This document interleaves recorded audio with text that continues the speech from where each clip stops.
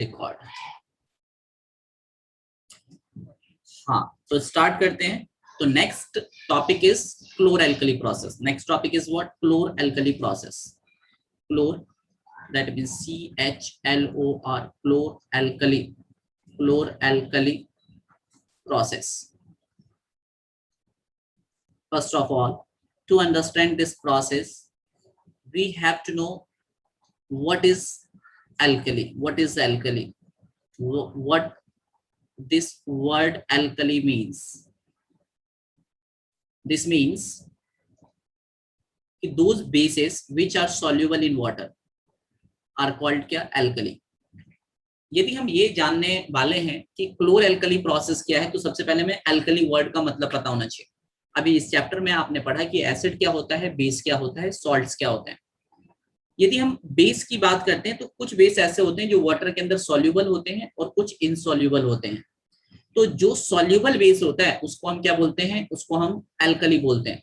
मतलब जितने भी एल्कली हैं वो एक तरीके से क्या होते हैं? बेस होते हैं। वो एक तरीके से क्या होते हैं? बेस होते हैं। तो इस प्रोसेस में हम क्या बनाएंगे? सोडियम हाइड्रोक्साइड को बनाएंगे क्लोर एल्कली प्रोसेस से, जो कि एक बेस है। तो यहाँ पर डेफिनेशन लिख लीजिए कि those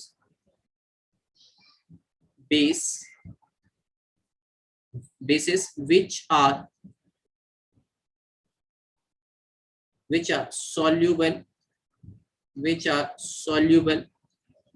in water, are called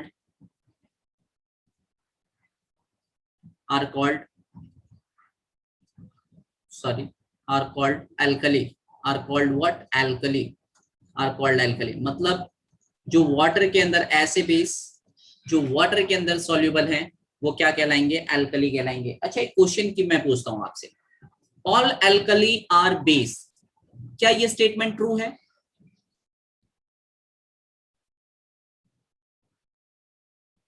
no sir. All alkali are base statement are true, statement is true. ठीक है, मैंने आपको अभी अभी बताया कि जो एल्कली, जितने भी एल्कली है वो सभी के सभी क्या होते हैं? बेस ही होते हैं। लेकिन all bases are alkali, it may be or it may be not. ऐसा हो भी सकता है और नहीं भी। कि सभी बेसिस जो हैं वो एल्कली हैं, वो कोई जरूरी है? तो नहीं, ऐसा कोई जरूरी नहीं है। क्योंकि ऐसे भी बेस उसके अंदर हो सकते हैं जो वाटर इनसॉल्यूबल हो। केवल सॉल्यूबल को ही तो आप एल्कली बोलोगे। सभी एल्कली बेसिस हैं, ये सही बात है, लेकिन सभी बेसिस एल्कली हैं, ये फॉल्स स्टेटमेंट है। ठीक है, तो ये भी बात आप याद रखेंगे, क्योंकि आजकल जो एग्जाम आता है वो कंसेप्चुअल बेस ज्यादा एग्जाम को बनाया जा रहा है। इस वजह से इस वर्ड को समझना बहुत जरूरी है। ठीक है, तो यहाँ पर आप लिख लें, यदि ये बात लिखनी हो आपको तो नोट करके ये स्टेटमेंट लिख लें। कलर थोड़ा सा चेंज कर लेते हैं। हाँ, note point, all alkali are base but all bases are not alkali, but all bases are not alkali। ठीक है, नेक्स्ट पॉइंट की यदि हम बात करते हैं तो क्लोर एल्कली प्रोसेस पे आ जाते हैं। ठीक है, तो सबसे पहले इसको समझाने के लिए मुझे एक इक्वेशन की रिक्वायरमेंट है। तो मैं यहाँ पर एक इक्वेशन लिखता हूँ क्लोर एल्कली प्रोसेस को समझाने के लिए। ठीक है, तो हमने क्या किया? हमने लिया सोडियम क्लोराइड। हमने क्या लिया? सोडियम क्लोराइड, यानी कि common salt, that is NaCl। और उसका लिया एक्वस सॉल्यूशन, मतलब उसमें मिला दिया पानी H2O। और इसमें से हमने पास करा दी इलेक्ट्रिसिटी। हमने क्या पास करा दी? इलेक्ट्रिसिटी। हमने पास करा दी इसमें से इलेक्ट्रिसिटी।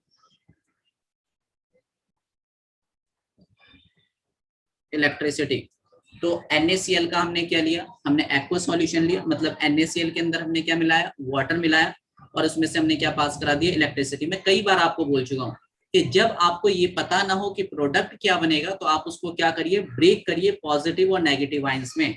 तो आपको पता होना चाहिए कि Na के ऊपर कौन सा चार्ज होता है? पॉजिटिव चार्ज होता है। और Cl के ऊपर कौन सा चार्ज होता है? तो दैट इज नेगेटिव। यदि यहाँ की बात करते हैं तो H के ऊपर पॉजिटिव चार्ज होता है और OH के ऊपर नेगेटिव चार्ज होता है। ये जो पॉजिटिव है मैंने आपको बताया वो इसके नेगेटिव के साथ रिएक्ट करेगा, तो क्या बनाएगा NaOH। और ये जो H है ये H2 के फॉर्म में, और ये जो Cl है ये Cl2 के फॉर्म में, ये दो गैसेस हैं जो इस इक्वेशंस में प्रोड्यूस होंगे। अब इसका नाम क्लोर क्यों पड़ा था, क्योंकि आप यहाँ पर देख रहे हैं कि क्लोरीन गैस का फॉर्मेशन हुआ है, this is what, this is chlorine gas, ठीक है। और एल्कली क्यों, क्योंकि ये देख रहे हैं आप NaOH, एल्कली मतलब बेस, इस बेस का फॉर्मेशन हुआ है जो कि वाटर सॉल्युबल है, इसलिए इसको एल्कली बोला गया, ठीक है। तो बात आ गई होगी शायद समझ में, बात शायद समझ में आ गई होगी कि क्या बोलना चाह रहा हूं मैं, क्लोर एल्कली प्रोसेस का नाम क्यों पड़ा है। अब इसकी डेफिनेशन लिख लेते हैं। डेफिनेशन जब लिखेंगे तो डेफिनेशन लिख लेते हैं। डेफिनेशन क्या होगी कि when the electricity is passed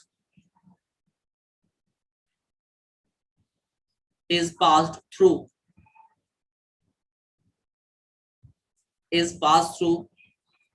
the aqueous solution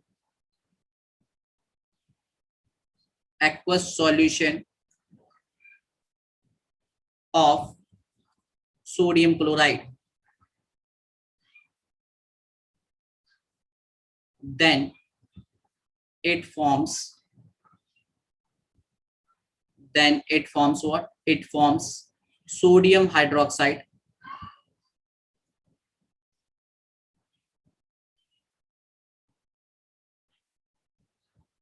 and releases hydrogen and chlorine gas at cathode and anode respectively.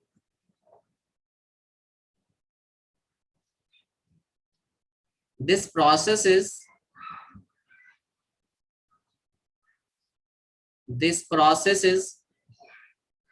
known as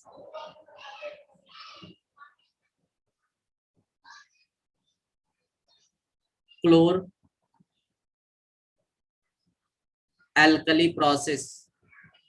This process is known as chlor-alkali process. अब यहाँ पर गौर से मैंने एक वर्ड लिखा है कि हाइड्रोजन का फॉर्मेशन कैथोड पे और क्लोरीन गैस का फॉर्मेशन ड्यूरिंग द इलेक्ट्रोलाइसिस कहां पर होता है? एनोड पे होता है। तो पहले ये बात समझिए जरा, हाइड्रोजन पे कौन सा चार्ज है? Positive charge. तो हाइड्रोजन क्या हुआ? कैटायन। तो कैटायन का फॉर्मेशन कहां पर होता है? कैथोड पे। पहली बात जरा ध्यान से सुनिएगा, तो यहाँ पर लिख लीजिए, यहाँ पर एक एरो बनाइए,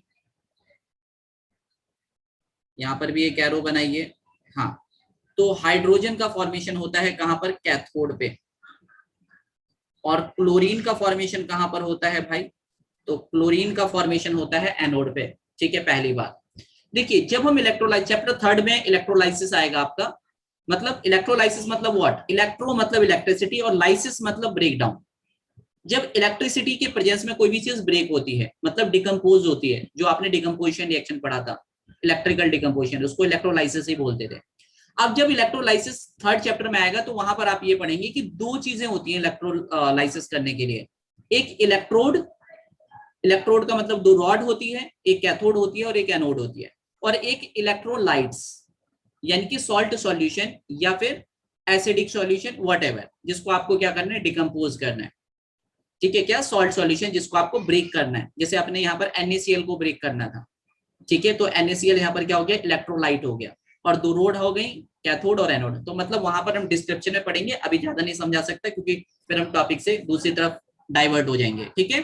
तो यहाँ पर आप केवल ये जानते रहिए कि जब भी हम इलेक्ट्रोलाइसिस करते हैं तो इलेक्ट्रोलाइसिस का मतलब होता है कि इलेक्ट्रिकल डिकम्पोजिशन, आप यहाँ पर देख रहे हैं कि इलेक्ट्रिसिटी के प्रेजेंस में एक्वस सॉल्यूशन ऑफ वाटर जो है वो डिकम्पोज हो गया, ठीक है। पहली चीज। दूसरी चीज कि इसके अंदर एक कैथोड और एक एनोड होती है। कैथोड पे कैटायन का फॉर्मेशन होता है और एनोड पे एनआयन का फॉर्मेशन होता है। कैटायन का मतलब होता है पॉजिटिवली चार्ज पार्टिकल, यहाँ पर लिख लो, ठीक है। यदि याद नहीं है, 9th क्लास में आपने पढ़ा था कैटायन एनायन। तो कैटायन का मतलब क्या होता है? Positively charge, positively charged. और एनाइन का मतलब क्या होता है, तो एनाइन का मतलब होता है नेगेटिवली चार्ज। यदि किसी को ये पता ना हो या याद रखने में कंफ्यूजन हो जाए कि किसमें पॉजिटिव होता है और किसमें नेगेटिव होता है, तो मैं आपको याद करने का भी तरीका बता सकता हूं। देखो एनायन, आप इस यदि एनायन को आप ऐसे लिखें एन आयन, तो एन का मतलब क्या हो गया भाई, इसको भी तो आप एन आयन ही पढ़ोगे ना, ए एन और एन एक ही बात है, एन और एन, ठीक है। तो इस एन को हम क्या बोलेंगे, नेगेटिव, एन से क्या हो जाएगा नेगेटिव आयन, है ना, एन आयन मतलब नेगेटिव आयन। तो इसके ऊपर कौन सा चार्ज हो गया, पॉजिटिव चार्ज हो गया।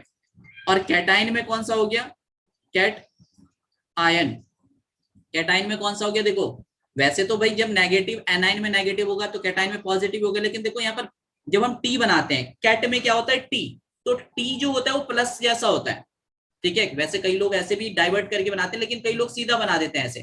तो यहाँ पर आप देख रहे हैं कि ये जो टी है, ठीक है, इसमें प्लस का साइन आ रहा है, ठीक है।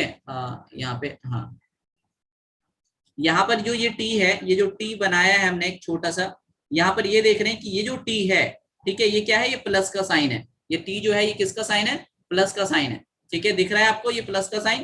तो इसलिए यहाँ पर हम ये क्या बोलेंगे कि ये पॉजिटिव चार्ज है। तो ये मैंने आपको कंफ्यूजन ना हो कभी लाइफ में, इसलिए मैंने आपको ये भी बता दिया कि कैसे पता चलता है पॉजिटिव और कैसे पता चलता है नेगेटिव चार्ज। स्क्रीनशॉट ले लीजिए जल्दी से।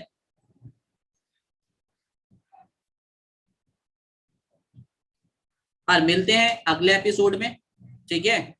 तो तब तक सावधान रहें और सुरक्षित रहें, है ना, कोरोना से लड़ते ओके रहें, सर। ठीक है। चलिए स्क्रीनशॉट ग्रुप पे भी डाल दीजिएगा। तो मिलते हैं नेक्स्ट क्लास में, बाय बाय, सी यू।